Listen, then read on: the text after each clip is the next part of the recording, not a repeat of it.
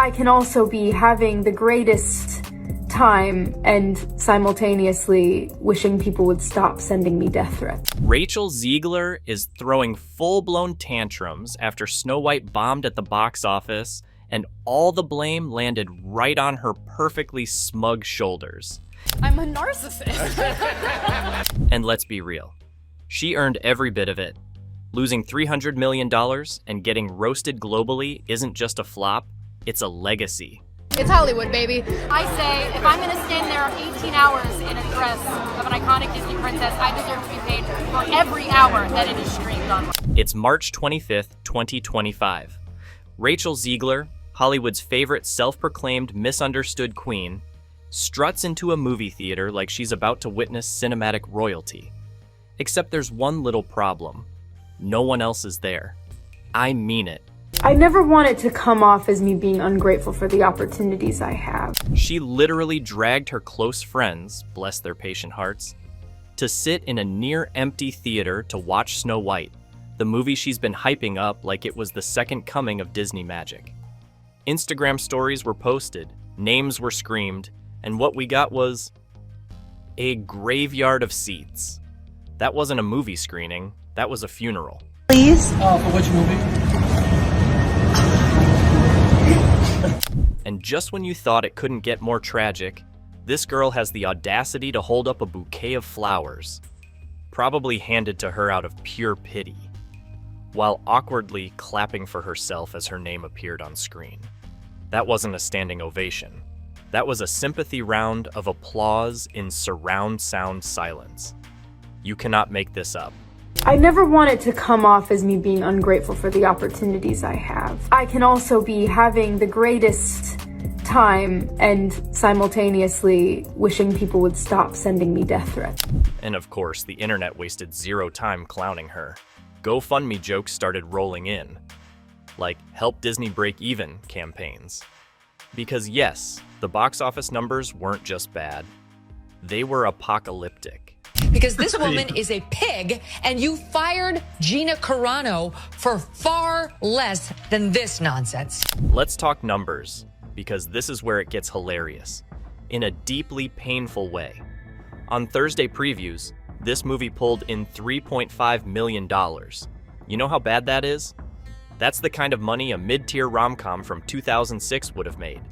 Then came the opening weekend, $43 million. Snow White, budget $250 million, box office $43 million. Oh, but it's only been 2 days, give it a chance. No, I'm not gonna give it a chance. Just to put that in perspective, The Little Mermaid made $95 million opening weekend, and that movie had its own controversies. Rachel's version of Snow White didn't just flop, it swan dived off a cliff and exploded on impact. The only thing magical about this remake was how fast it disappeared from theaters. I don't f***ing know. I'm not even gonna talk about this. People are like, oh wow, Snow White flopped. Who is surprised? You cast arguably the least genuine, most out of touch, and disliked person in our industry, and our industry is Hollywood. And the bad guy is Gal Gadot. And here is the kicker. Disney dropped around $250 to $300 million just to make this dumpster fire. Toss in another $100 to $150 million in marketing, and they were banking on at least $750 million globally just to break even. But guess what? This cinematic Titanic crashed into an iceberg and sunk with only $86 million globally after its first weekend. It's now on track to barely scratch $200 million total. That's not a return. That's a financial restraining order. Snow White limps to alarming $42.2 million domestic opening and only $86 million globally. This was the news after the first weekend at the box office. But wait, it gets worse. In its second weekend, Snow White experienced a 66.4% drop at the box office. That is the worst second weekend fall for any Disney live-action remake. Ever. You know what beat it? A Working Man. Yeah, some low-budget Jason Statham drama that nobody even heard of came out of nowhere and made $15.2 million, while Snow White slithered away with a sad $14.2 million. That's like your overpriced wedding getting upstaged by someone's backyard barbecue.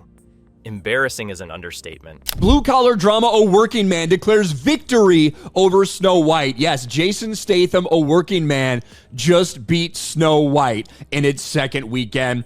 And let's not even get started on the reviews, but actually, let's do. Snow White is now sitting at a whopping 1.510 on IMDb. That's not just bad. That's bottom of the barrel, history-making bad. Like, it's ranked among the worst-rated films in Disney's modern catalog. You'd have a better time watching paint dry on a VHS tape. We've seen the audience scores, one of the worst ratings we've seen in history on IMDb, with Snow White sitting at a 1.5 out of 10. But would it have a good hold at the box office? The media was telling us maybe this can have great legs. People are going to go watch it. We promise. You'll see. Now, you'd think after all this, Rachel would lay low, take a beat, maybe let Disney handle the PR disaster. But no. Our girl jumped online with a shaky, teary-eyed bedroom video thinking she was about to have a redemption arc. She stared into the camera and tried to convince us that people still support her, that they still line up to see her work. Sis, the only line you've got is people waiting to return their tickets? That despite my flaws, and despite my cracks and my breaks, and there are many of them, that at every premiere and everything I do, people will wait in line to see. The internet? It did what the internet does best. Roasted her like a rotisserie chicken. TikTok turned her video into a full-blown meme fest. People stitched her monologue into comedy skits. One guy did a parody of her voice while adjusting curtains. Another used it for a fake perfume ad called Victim by Rachel Zegler. Absolute chaos. This is really a bad movie, and I apologize to Walt Disney himself. I'm sorry. And of course, it didn't take long for the receipts to resurface. People dug up the now iconic moment where she smugly said, "People will wait in line to see me despite my flaws." Sweetheart, the only thing people are lining up for is popcorn at literally any other movie playing in the next room. Like, imagine bombing this hard and still thinking you're the main character. Then came her hot takes on the original Snow White. Let me tell you, Disney fans do not play about their classics. But Rachel? She went on camera calling the 1937 version weird, said the prince was a stalker, and trashed the whole love story like it was beneath her. You're playing Snow White, not giving a TED Talk on feminist theory. Nobody asked for the political commentary. They just wanted a damn fairy tale. Yet here she was, tearing it apart before filming even wrapped. The original cartoon came out in 1937, and very evidently so. Okay. There's a big focus on her love story with a guy who literally stalks her. Yeah. Weird. And it didn't stop there. One of the biggest reasons the internet collectively turned on her was that ridiculous quote where she said, "I deserve to be paid for every hour that it is streamed."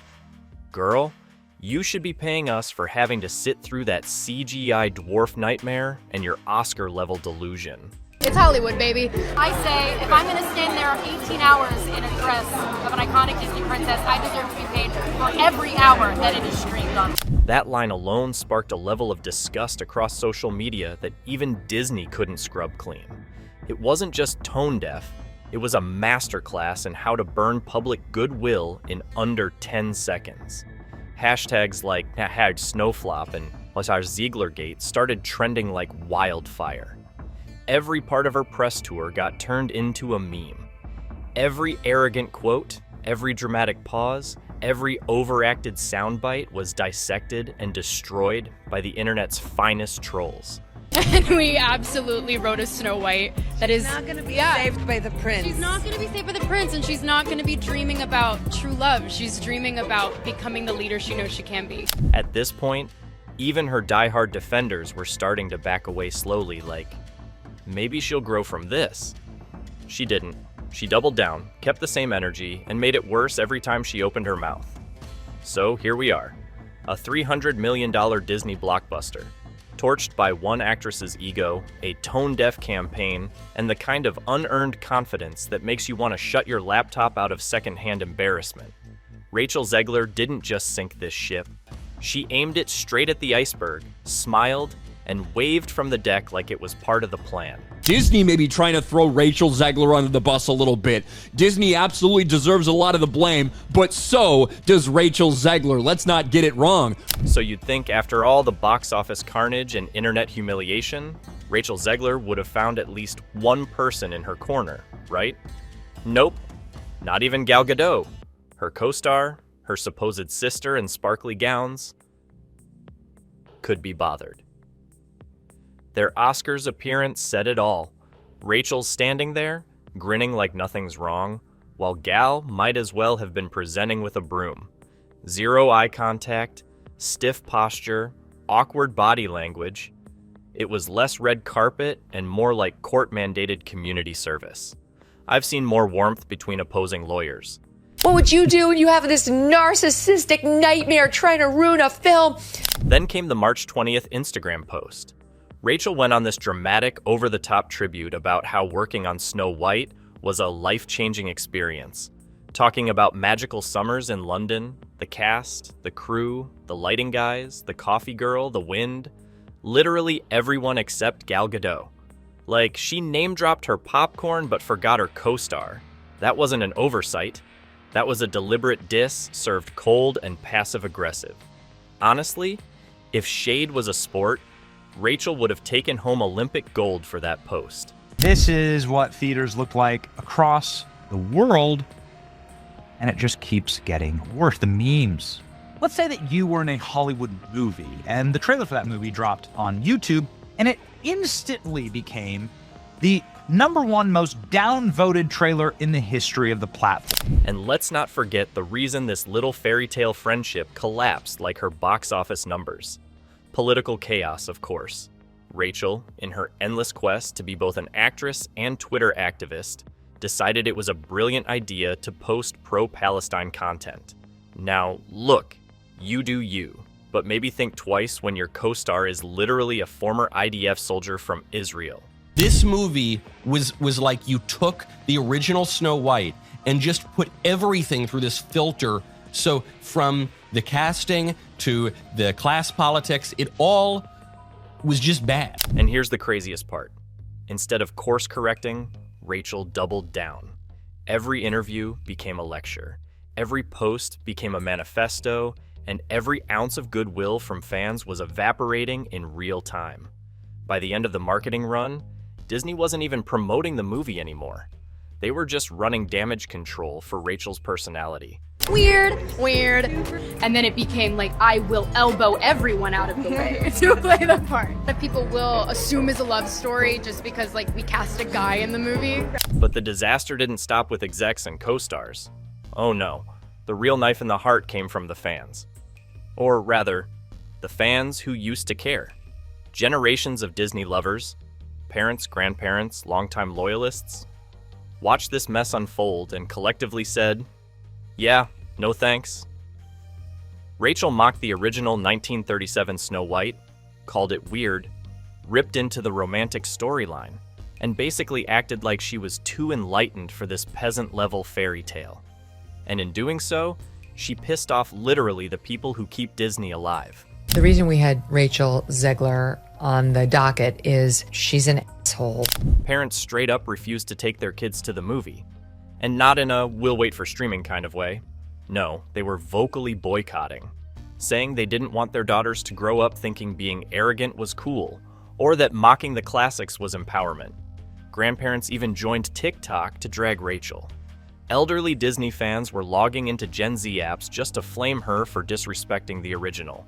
Because this woman is a pig, and you fired Gina Carano for far less than this nonsense. And then came the merch meltdown. Disney parks, once the hub of all things magical and profitable, saw a serious merchandise freeze out.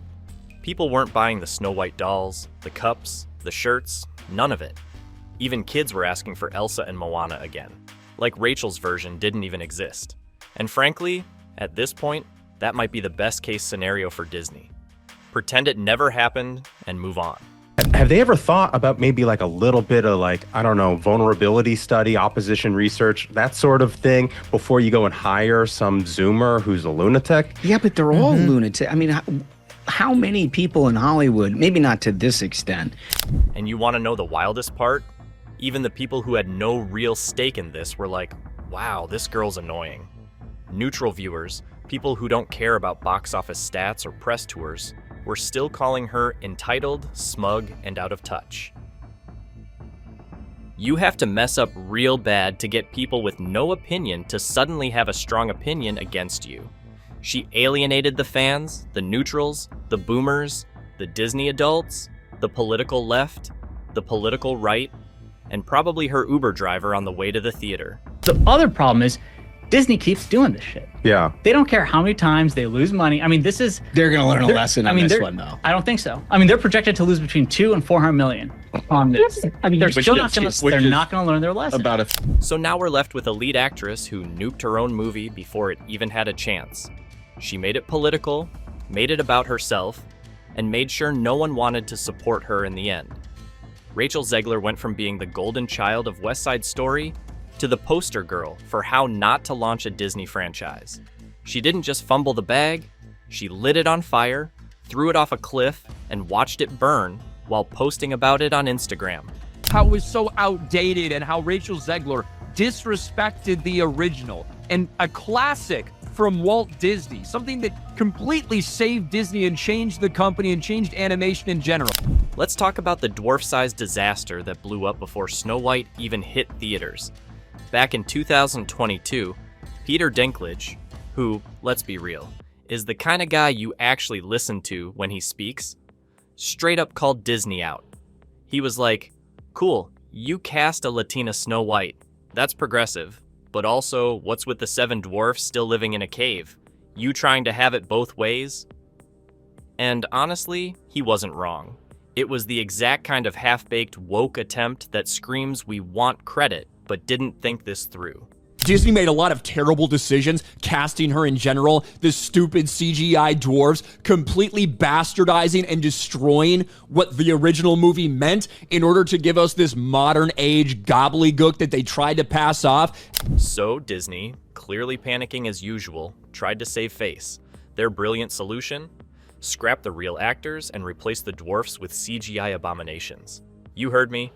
Instead of hiring talented performers with dwarfism, you know, the obvious choice, they went full Uncanny Valley with these stiff, soulless, creepy stand-ins. You could practically see the code rendering behind their dead digital eyes. These weren't characters, they were AI nightmares in funny hats. Isn't this the one where they actually took the dwarves out of the 7 dwarves? Yes, we have CGI dwarves now. Okay, yeah, because little people didn't need jobs either. Yeah, but it's Peter Dinklage wanted the whole field to himself. Went out there and was like, "This is insulting." Yeah. The response? Instant and brutal. Fans were killed like someone just sneezed on their popcorn. The CGI dwarfs became a meme before they even had names. People were like, Disney really said representation and then replaced actual humans with Pixar leftovers. Even Wayman and others from the Little People community came forward like, hi, yes, hello, clap. Those could have been actual jobs, thanks. It's demeaning for them to have those roles. He acted as a dwarf on like the most popular show on TV for 10 years, made millions of dollars. Now he's like, how dare people hire dwarves to act as dwarves? It's ridiculous. And Disney tried to spin it like this was some bold move for inclusivity. But all it did was prove how clueless they were. They didn't just erase opportunity, they erased charm. The dwarfs were once iconic. Now they're just glitchy JPEGs floating through a dead-on-arrival storyline. But hey, if you thought the dwarfs were lifeless, wait till you see Rachel Zegler's career after this flaming train wreck. This girl went from West Side Story golden child to walking red flag in under 2 years. She continued celebrating herself by posting that she's in the #1 movie in the world, which is a remarkable thing to post when you are the laughingstock of an entire industry. This is what narcissism looks like. Narcissism for 200. After Snow White face-planted into the concrete, Studios started slamming the brakes on everything she was attached to. You could hear the sound of production meetings hitting the eject button. Suddenly, Rachel's name wasn't on the rising star lists. It was on every PR team's avoid at all costs memo. And why? Because marketing teams were straight up terrified. Nobody wanted to risk their project getting Racheled. She became the human embodiment of the "this is fine" meme, but with less charm and worse box office appeal. Her reputation was radioactive. Even people who wanted to like her were like, I'll pass. This is truly, like, she has to go. I'm sorry, Disney. She has to go. And unlike other stars who managed to claw their way out of a PR mess with a little grace and humility, Rachel went for the full solo spiral. There was no support, no solidarity tweets from co-stars, no heartwarming director interviews saying, she's misunderstood. Just silence. The kind of silence that echoes through empty theaters. It's not even that people turned against her. It's that they abandoned ship completely. When your own industry won't throw you a lifeline, that says everything. She talks some smack about the original animated classic, calling the prince a stalker and saying that this new Snow White would be very different. Many people interpreted this as, ooh, Disney's gone woke. Her team? Oh, they scrambled. They were calling every outlet they could, trying to set up soft rebrands and redemption arcs, pitching her as the misunderstood heroine of her own story. But here's the thing. You can't start a comeback tour when the person won't admit they messed up. Rachel refused to apologize, refused to own it, just kept doing her "I'm right, you're wrong" routine like it wasn't blowing up in her face. You can't fake humility, and trust me, she tried. Because Rachel Zegler is a PR nightmare. And let's not forget the irony here. This was supposed to be her moment, the big Disney princess breakthrough, the new face of a modern generation. And instead, she's now a textbook case study in how unchecked ego, performative activism, and a complete lack of audience awareness can nuke a career before it even lifts off. Gen Z was supposed to claim her. Instead, they canceled her harder than an overpriced subscription. The movie was absolutely terrible. It's not the single worst movie I've ever seen, but in every way that the movie differed from the beloved 1937 original. But hey, the real loser in all of this? Disney itself. Let's talk about the absolute carnage that Snow White left behind. This wasn't just a flop. This was a catastrophic implosion. They dropped $250 to $300 million on the film, then added another $100 to $150 million on marketing. And what did they get in return? A box office performance so pathetic, it makes the Marvels look like Endgame. The audience has spoken, people are not showing up, and now Disney, quite possibly, could lose $300 million on this thing because the production budget was about $300 million, at least. Snow White is now on track to lose over $300 million. That's not a small hit. That's a full-on disaster. You could build your own theme park with that money. And it would probably do better than this CGI Frankenstein disaster of a movie. Every studio exec is now looking at this and asking themselves, what the hell were we thinking? Because this wasn't just a financial failure yet. It was a cultural one.